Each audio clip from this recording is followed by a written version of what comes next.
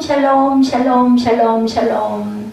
하나님 사랑합니다. 여러분 주 안에서 사랑합니다. 이제 느부갓네살이 또 두 번째 꿈을 꾸고 벨드사살 다니엘에게 그 꿈에 대한 이야기라는 내용이 오늘 전체 내용이죠. 그리고는 34절부터는 37절까지 하나님께 영광을 벨드사살이 아니라 느부갓네살 왕이 돌리는 그런 내용으로 끝이 나고 있죠.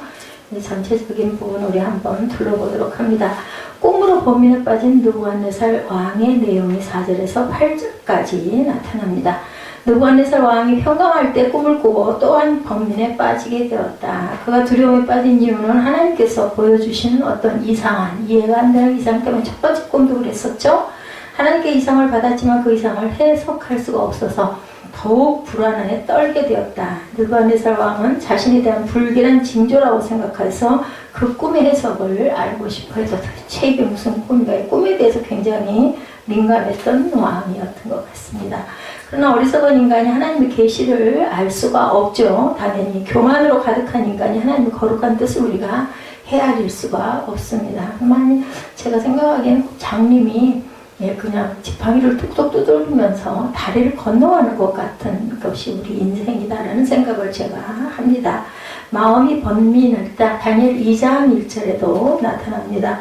느부갓네살이 첫 번째 꿈에서 그랬죠. 다스린 지 2년이 되는 해에 느부갓네살이 꿈을 꾸고 그로 말미암아 마음이 번민하여 잠을 이루지 못하니라. 이 일로 인해서 다니엘을 느부갓네살 왕이 알게 됩니다. 이 다리에서 누가 하나님께서 다니엘을 사용하시고자 그 부분을 알게 하는 그런 내용이죠. 사람들은, 믿음이 없는 사람들은 그냥 일어나는 일이다. 그가 똑똑하니까 그렇게 되지만 그거 아닙니다. 하나님께서 항상 행하시죠. 꿈으로 인해서 놀랐다고 욥기 7장 14절에도 말씀하셨다. 주께서 꿈으로 나를 놀라게 하시고 환상으로 나를 두렵게 하시나이다. 욥이 이렇게 고백합니다. 그래서 꿈 해석을 명령하죠. 모든 술사들 다 와라. 8절 9절에 보면 그렇게 나타납니다. 느부갓네살 왕은 명을 내려 바벨론 모든 박사를 불러다 그 꿈의 해석을 자신에게 고하게 할 것을 지시를 합니다. 8절에 볼까요? 그 후에 다니엘이 내 앞에 들어왔으니 그는 내 신의 이름을 따라 벨사스라 이름만 저의 그의 안에는 거룩한 신들의 영이 있는지 내가 그에게 꿈을 말하여 이르되. 그 앞에 있겠네요. 자, 6절에서 내가 명령을 내려 바벨론의 모든 지혜자들을 내 앞에 불러다 그 꿈의 해석을 내게 알게 하라 하였더라. 그때 박수와 술객과 갈대아 술사와 점장이가 그리 들어왔으므로 내가 그 꿈을 그들에게 말했으나 그들이 해석을 내게 알려주지 못하였노라. 이렇게 7절에 명령은 6절에 내리고 7절에서 모든 박사와 술사들이 옵니다. 이게 안 되니까 이제 8절에 다니엘이 불려오는 내용이죠. 하나님께서 보여주신 이상을 인간의 지혜로 당연히 해석할 수가 없습니다. 오직 하나님을 경외하는 하나님의 종을 통해서만 해석되어진다. 하나님의 영광 드러내는 거죠. 느부갓네살 왕의 꿈을 해석할 자는 하나님의 지혜를 주신 다니엘이었다. 다니엘은 하나님 영으로 충만한 자로 하나님의 생각을 가장 잘 알 수 있었다. 훌륭한 의사들은 진단을 할 때 아주 세밀한 소리까지 다 듣죠. 마찬가지입니다. 술객과 박사를 부르는 부분이 창세기 41장 8절에도 나타납니다. 아침에 그 마음이 번민하여 보내어 애굽의 술사과 박사를 모두 부르내 그들에게 그 꿈을 고하였으나 그것을 바로에게 해석하는 자가 없었더라. 그래서 누가 해석해요? 요셉이 해석을 하죠. 신접자와 마술사에게 물어봤다. 이사야 8장 19절에 어떤 사람이 너에게 말하기를 주절거리며 속살거리는 신접한 자와 마술사에게 물으라 하거든 백성이 자기 하나님께 구할 것이 아니냐? 산 자를 위하여 죽은 자에게 구하겠느냐? 이렇게 얘기를 합니다. 다니엘의 꿈 해석이 이제 그 다음 부분에 나타나죠. 18절부터 보면 바벨론의 박사 중에 느부갓네살 왕의 꿈을 해석할 자가 없어요. 그래서 벨드사살이라는 이름의 다니엘이 왕 앞에 18절에 나오게 되죠. 느부갓네살 왕은 다니엘에게 거룩한 신들의 영이 있으므로 아무 은밀한 것이라도 어려울 것 없는 줄을 안다고 진술하며 그에게 꿈의 내용을 고합니다. 8절부터 나타났죠. 왕은 다니엘에 대해서 신뢰를 갖고 있어요. 왜냐하면 첫 번째 꿈도 그렇게 아주 시원하게 풀어줬기 때문에 다니엘이 성령으로 충만함을 알았기 때문이다. 이와 같이 하나님의 영으로 충만한 자는 사람들로부터 인정을 받고 사람들로 하나님께 영광을 돌리게 한다. 느부갓네살의 진술대로 다니엘이 비밀한 것들을 아는 것은 인간의 지혜와 능력으로 말미암은 것이 아니죠.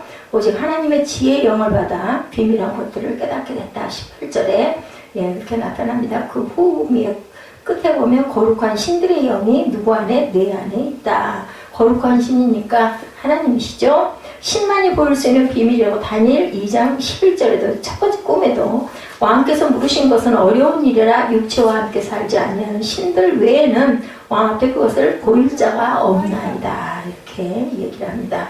성신을 받은 자 성령이죠. 성신이라고 하지만 이사야 63장 11절에 백성이 옛적 모세의 때를 기억하여 이르되 백성과 양떼의 목자를 바다에서 올라오게 하신 이가 이제 어디 계시냐. 그들 가운데 성령을 두신 이가 이제 어디 계시냐. 이렇게 얘기합니다. 모세에게 임한 신이 민수기 11장 17절에 내가 강림하여 거기서 너와 말하고 내게 임한 영을 그들에게서 임하게 하리니 그들이 너와 함께 백성의 짐을 담당하고 너 혼자 담당하지 아니하리라.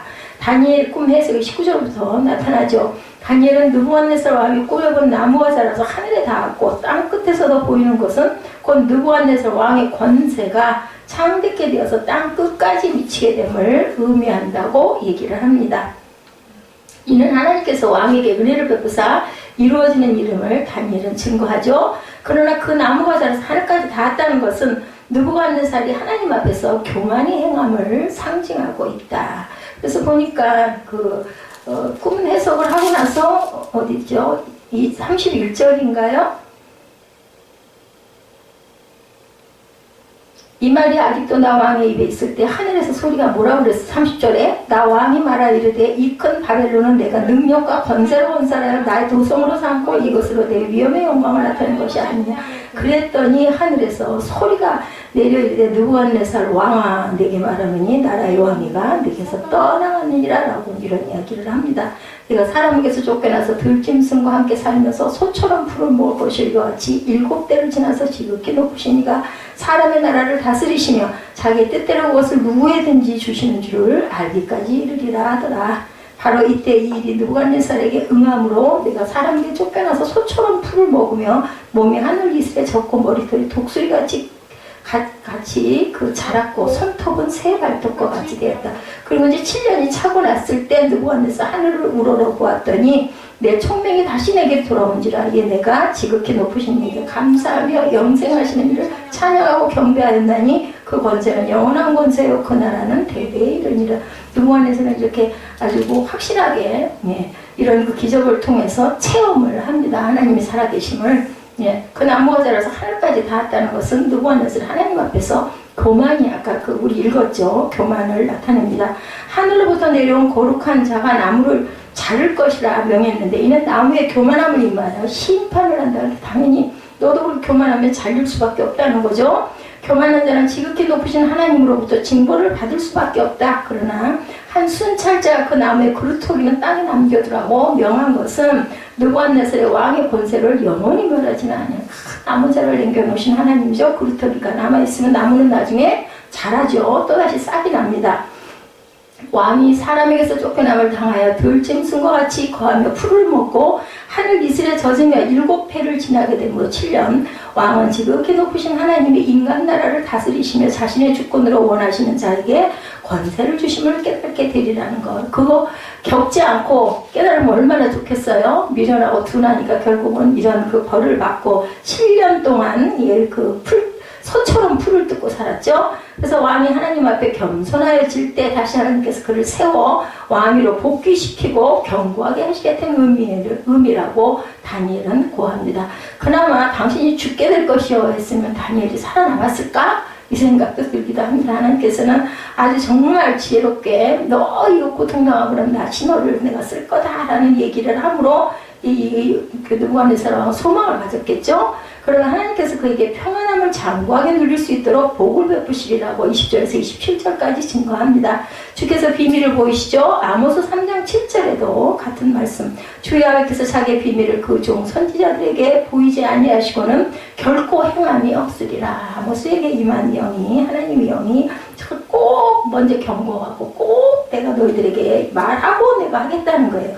지키게 될 장대한 자, 이사야 10장 33절에 보라 주 만군의 여호와께서 혁혁한 무력으로 그 가지를 꺾으시리니 그 장대한 자가 찍힐 것이요 그 높은 자가 낮아질 것이다. 너무 하늘 높은 줄 모르고 기세가 높아지면 하나님께서는 꺾고 낮추신다라는 거죠. 영광 보좌에 앉으신 주 마태복음 25장 31절에 인자가 자기 영광으로 모든 천사와 함께 올 때에 자기 영광의 보좌에 앉으리니 이렇게 증거합니다. 그래서 느부갓네살 꿈 성취와 회개가 교만이 행한 느부갓네살의 32절에서 34절까지 계속해서 나타나죠. 보면 그죠?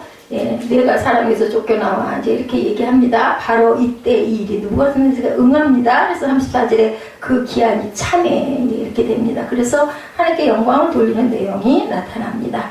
그는 정복 정쟁을 마무리하고 평안히 거하면서 마음이 교만해졌어요. 그만 너무 편하니까 태평성대이다 보니까 느부갓네살 왕은 다니엘의 경고를 잊어버려요. 이와 같이 교만해져서 하나님의 영광을 도적질함으로 하나님의 예비하신 징벌을 자초하게 됐다. 얘기를 듣고 했는데도 불구하고 너무 잘 나가니까 잊어버린 거예요. 아이 뭐 그냥 잠깐 꿈이었나 보지 이렇게 됩니다.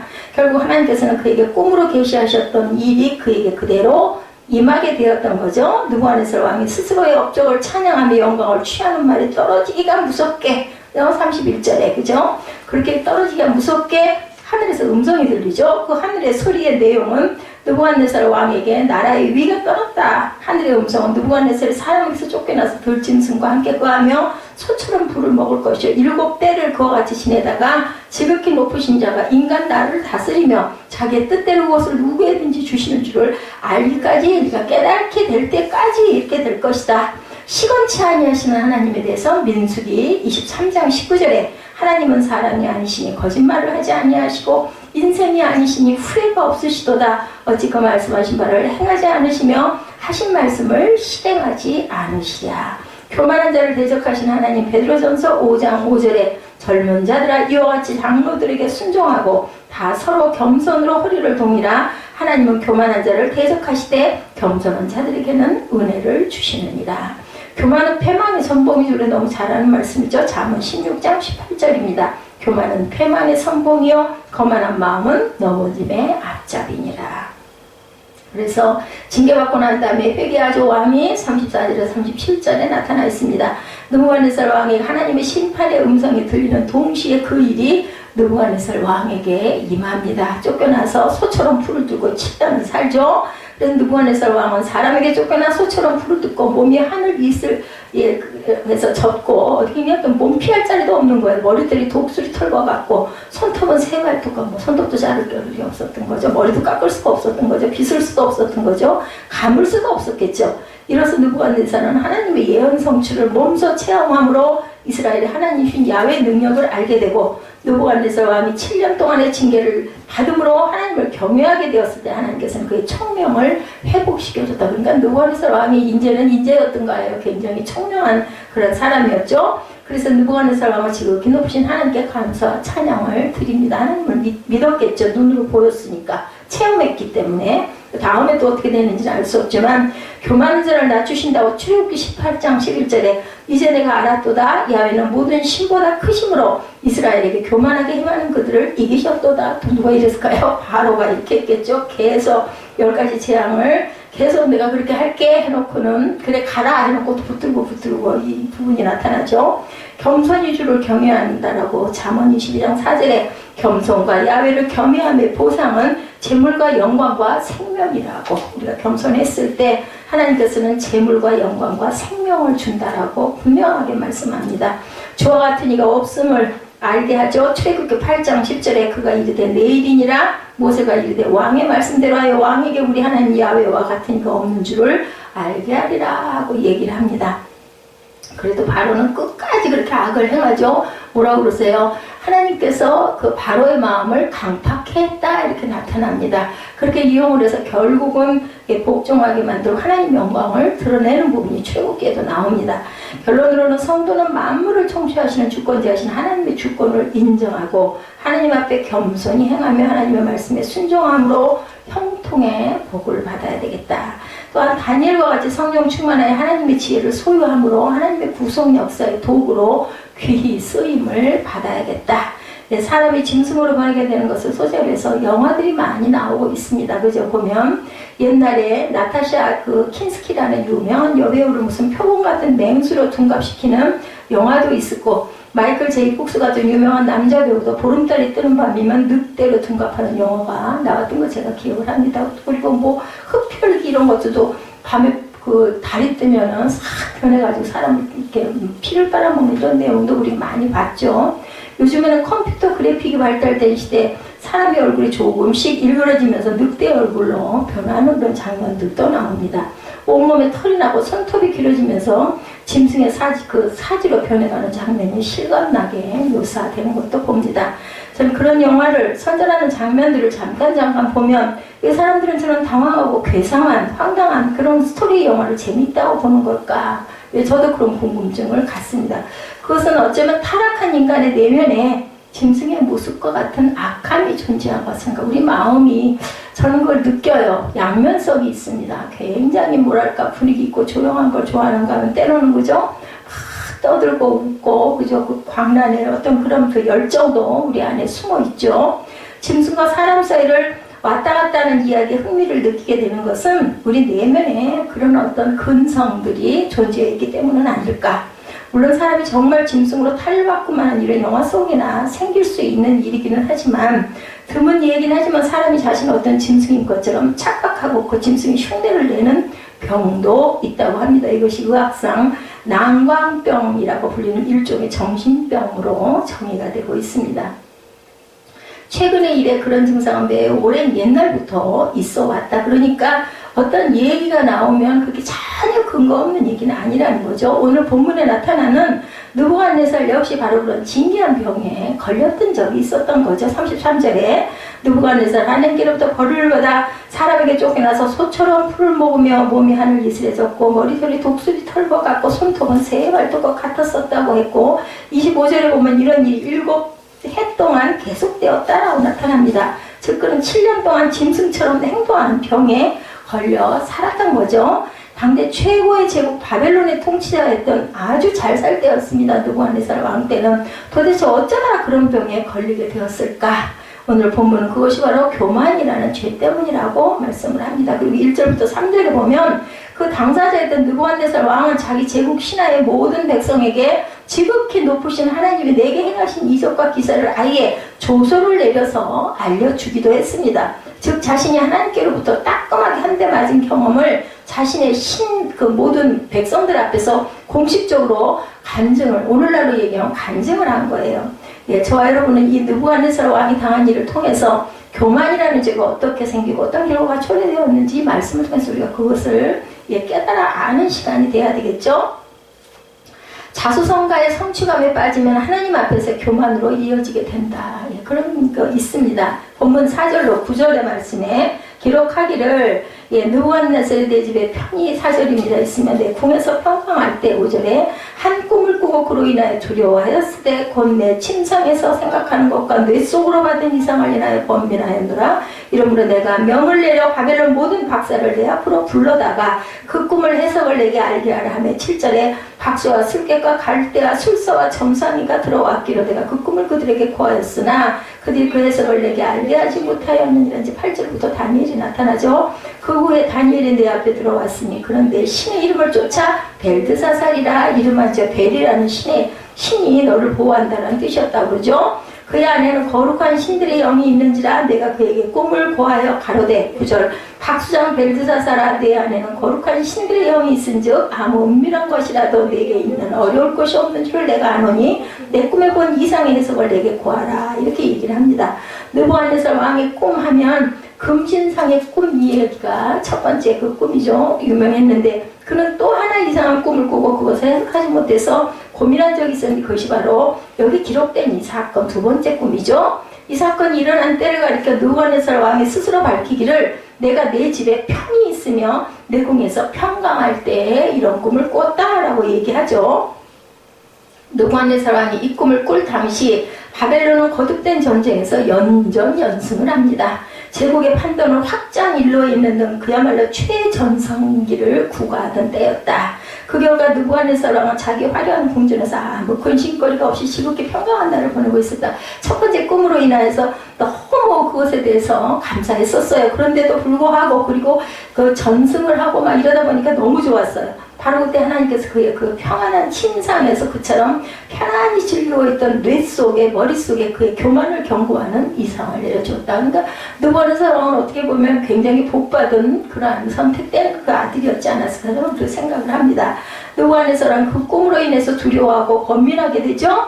뭔가 불길한 꿈이라는 느낌을 받았어요. 왜냐하면 첫 번째 꿈도 그런 일이 있었기 때문에. 이번에도 바벨론의 박수와 술객과 술수와 점장이들은 아무것도 그것을 해석하지 못했고 느부갓네살은 결국 이전처럼 다니엘을 다시 당연히 불렀겠죠. 그의 꿈을 들은 다니엘은 얼마 동안 벙벙하여 마음이 번민했다. 19절에 그렇게 나타납니다. 그것은 그 꿈의 뜻을 알 수가 없어서가 아니라 그 꿈이 얼마나 느부갓네살 왕에게 두려운 경고인지 도대체 이거 얘기를 했다 내가 살아남을 것인가? 이런 마음도 들었을 것 같습니다. 사람이기 때문에. 그래서 그는 그 꿈은 왕을 미워하는 자에게 응하기를 원하며 그 해석은 왕의 대적에게 응하기를 원하는 굉장히 지혜로워요. 다니엘이 그죠?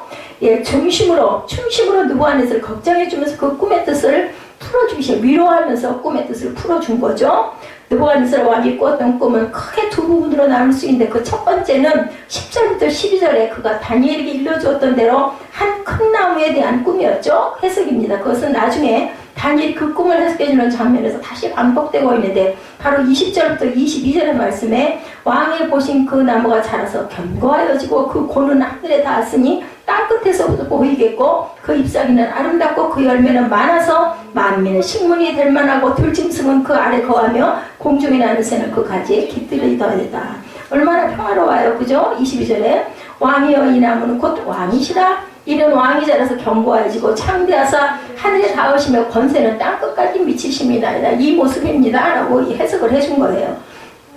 다니엘의 해석의 요점은 느부갓네살 왕이 꿈에서 본 이 나무는 곧 왕이다. 너무 아름답게 풍성하게 자라고 새들이 깃을 들고 평안하다는 거죠. 자, 다니엘의 해석의 요점은 느부갓네살 왕이 꿈에서 본 이 나무는 왕이다.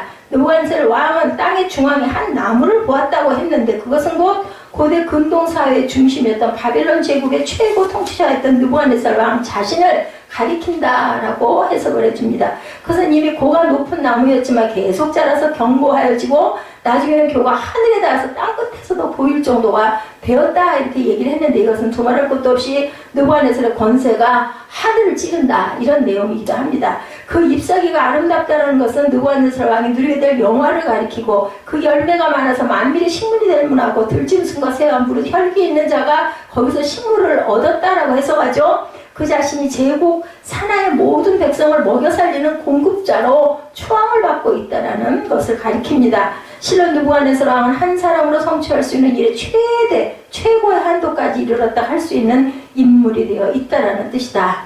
하지만 문제는 그것이 느부갓네살 왕의 교만으로 이어지게 되었다. 우리 인간의 속성 안에는 어쩔 수 없이 내가가 들어있어요. 내가 했지, 그죠? 내가 이뤘지 이런 마음이 있습니다. 뭐 큰 일을 하든 작은 일을 하든 그래도 해가 다 내가 했어. 그리고 나는 안 했어. 이런 얘기를 늘 하잖아요. 자기를 항상 보호하죠. 자기를 드러냅니다. 그것은 나중에 30절에서 그가 이 큰 바벨론은 내가 능력과 권세로 건설한 나의 도성을 샀고 이것으로 내 위엄의 영광을 낳다는 것이 아니냐라고 자화자찬한 말에서 고스란히 드러납니다. 내가 하지 않았느냐.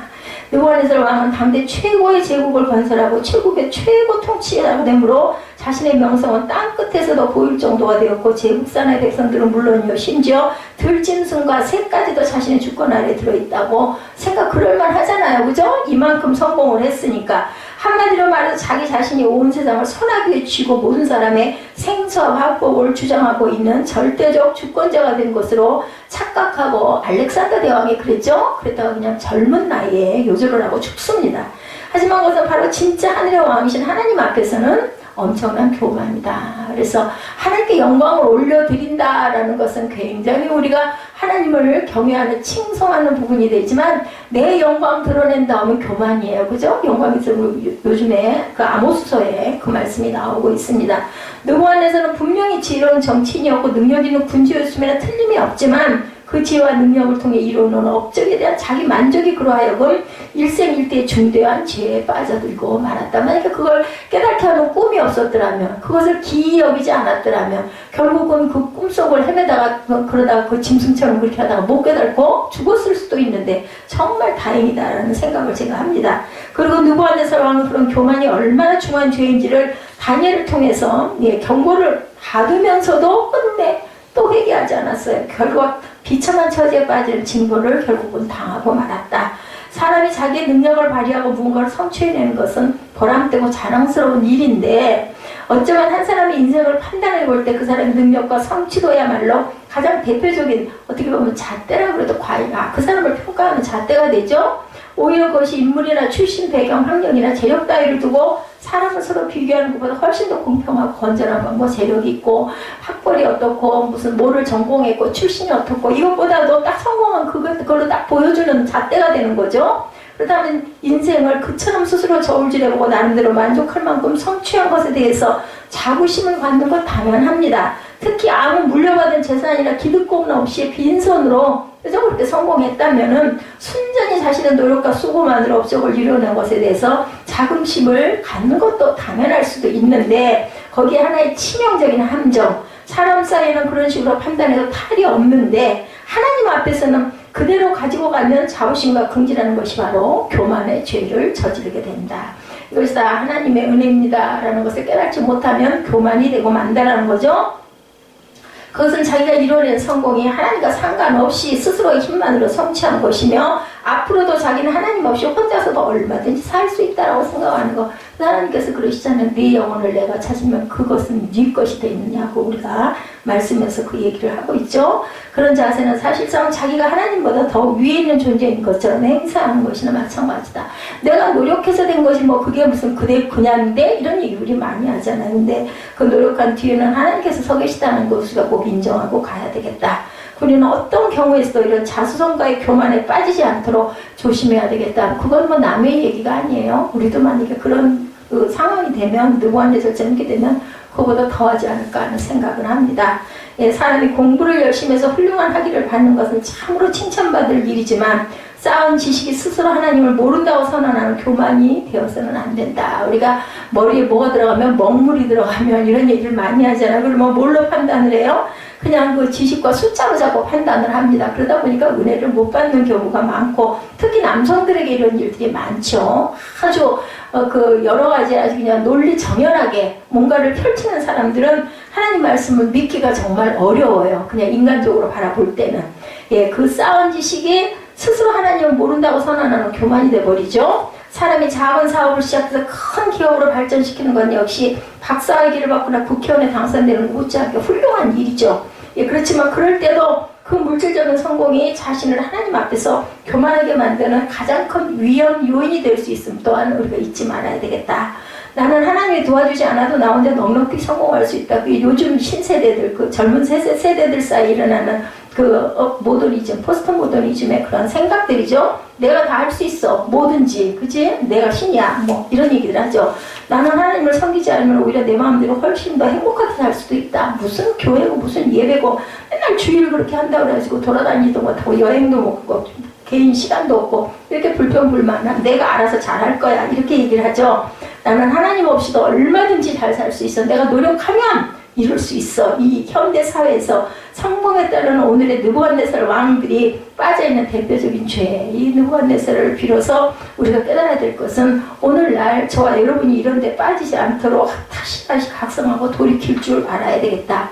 사람의 능력과 성취는 인생에 대한 개인적인 만족과 긍지를 위해서, 인류 사회의 발전을 위해서 꼭 필요하지만 하나님과의 관계에 있어서 가장 위험한 교만의 죄로 이어질 수 있다는 것을 우리가 알아야 된다. 두 번째로, 하나님 앞에서의 교만은 필연적으로 하나님의 심판을 불러오게 된다는 것을 또 우리가 기억해야 된다.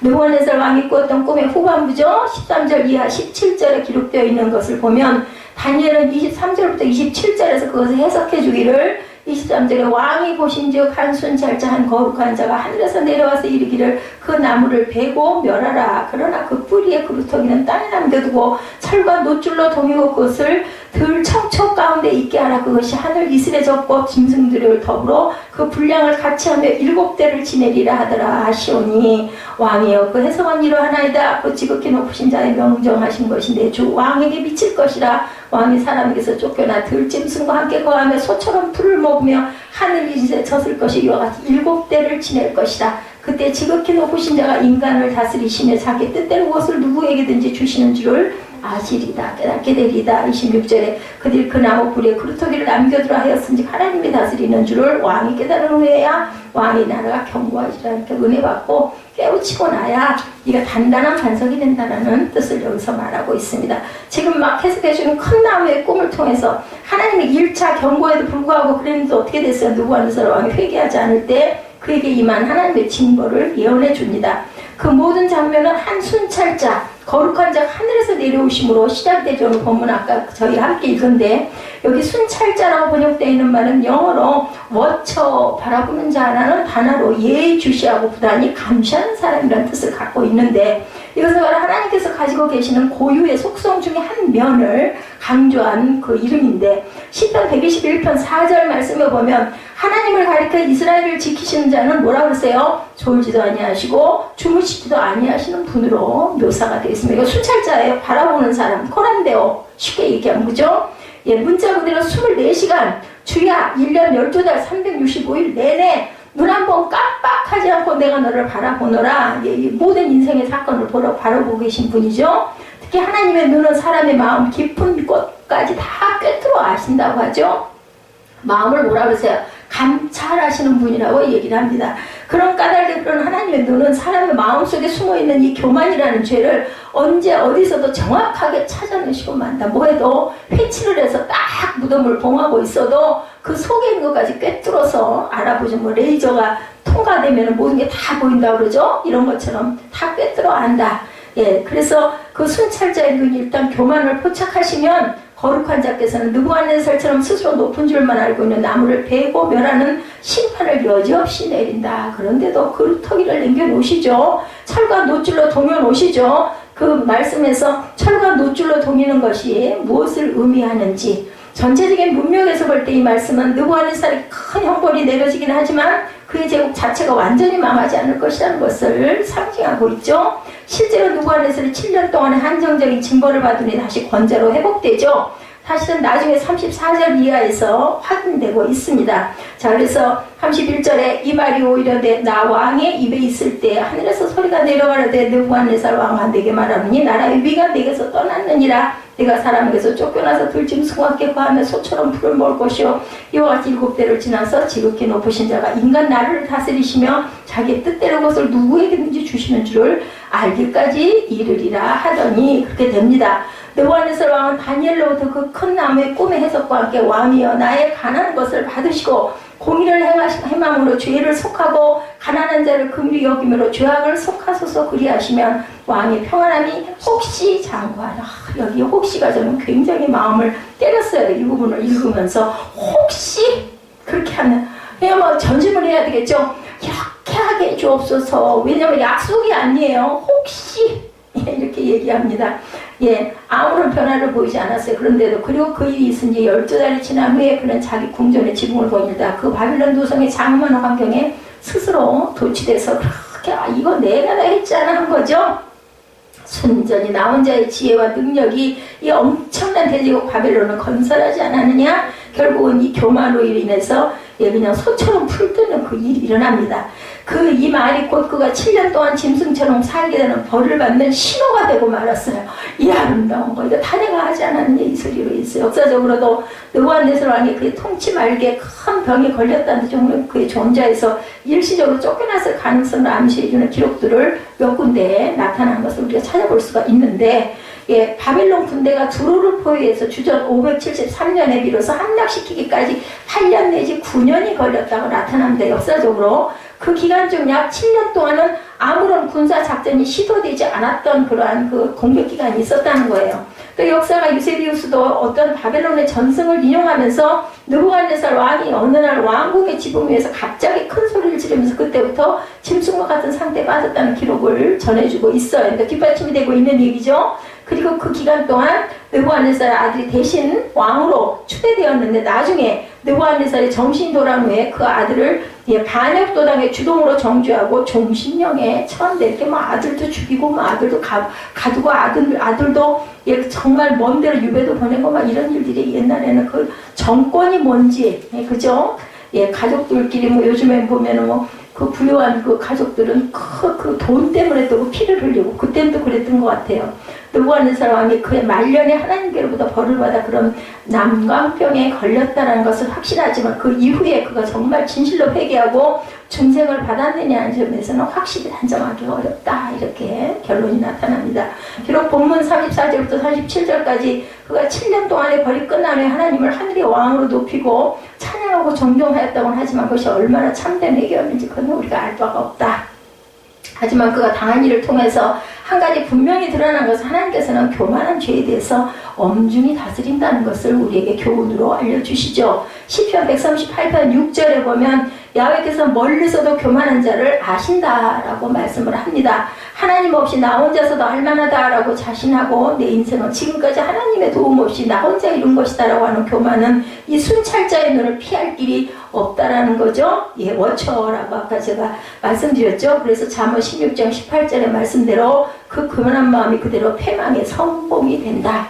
왜냐하면 교만한 자를 물리치시고 겸손한 자에게 은혜를 주신다고 야고보서 4장 6절에도 증거하죠. 하나님을 스스로 원수로 삼는 최고의 바보주시고 최악의 신성 모독이 바로 교만의 그 패망의 선봉임을 우리가 알아야 되겠다. 그래서 하나님께서는 그런 교만한 자가 포착이 되면 아예 짐승의 위치까지 끌어내림으로 징계하신다라는 것. 이처럼 하나님께서는 교만한 성공자를 대하시는 방법은 회개하는 죄인을 대하실 때와는 너무나 대조적으로 엄격하게 다스리시죠. 사람이 자기의 못난 것, 약한 것, 더러운 것, 악한 것을 스스로 고백하고 하나님 앞에 회개하고 나올 때 하나님께서는 그 모든 죄를 아예 기억도 안 하신다고 얘기하시지 않습니까? 그렇지만 사람이 나잘났다고 잘난 체하고 강하다고 여기고 자기 양심만으로도 하늘을 우러러 부끄러울 것이 없이 저는 결백하게 살았다라고 외치면 하나님께서는 그 교만이 어떤 사람의 그 마음구석 어디에 숨어있든지 간에 당장 순찰자의 눈으로 적발해내신다는 것을 우리가 알아야 되겠다. 하나님께서 느부갓네살 왕 그처럼 경고하시고 징벌하신 그 이유는 그로 하여금 오늘날 우리로 하여금 지극히 높으신 자가 인간 다스리는 자시며 자기의 뜻대로 그것을 누구에게든지 주시는 줄을 알도록 하기 위함이었다고 오늘 본문에서 3번이나 반복해서 강조합니다. 하나님의 지극히 높으심, 하나님께서 그 뜻대로 행하시는 주권, 교만은 사람으로 하여금 바로 이 가장 중대한 사실을 깨닫지 못하고 믿지 못하고 고백하지 못하고 만드는 죄인이라는 것. 원래 사람은 하나님을 영화롭게 하고 영원토록 그를 즐거워하는 특별한 피조물로 지음을 받았습니다. 뭐하라고? 예배하라고, 기뻐하라고, 하나님을 높이라고. 너희들이 이렇게 살아있는 것은 내가 너희를 만들었음이야, 이 말씀이세요.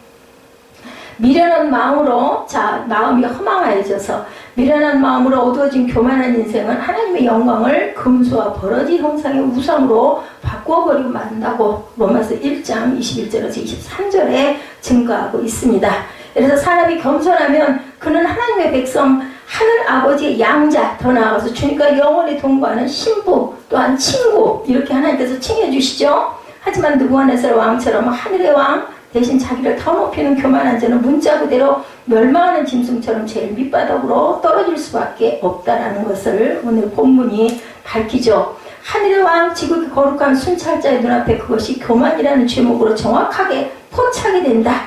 오로지 하나님의 뜻대로 세상과 사람을 다스리는 지극히 높으신 하나님만을 경외하는 인생의 가장 중요한 지식의 근본을 깨닫고 끝까지 하나님의 나라를 바라볼 줄 아는 저와 여러분들이 되셔야 되겠죠. 우리 로마서 1장 21절 23절 읽고 결단하도록 합니다.